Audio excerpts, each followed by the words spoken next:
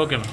Okay. இன்னைக்கு வந்து நாங்கள் ஒரு வெரி இம்பார்ட்டண்ட்டான ஒரு மிஷினை வந்து இனாகுரேட் பண்ணியிருக்கோம். இது வந்து பீடியாட்ரிக் டென்டல் மிஷின். அதோடு சேர்ந்து நைட்ரஸ் ஆக்சைடு அனஸ்தீசியா கொடுக்குற மாதிரி ஒரு ஃபெசிலிட்டி ஆரம்பிச்சிருக்கோம்.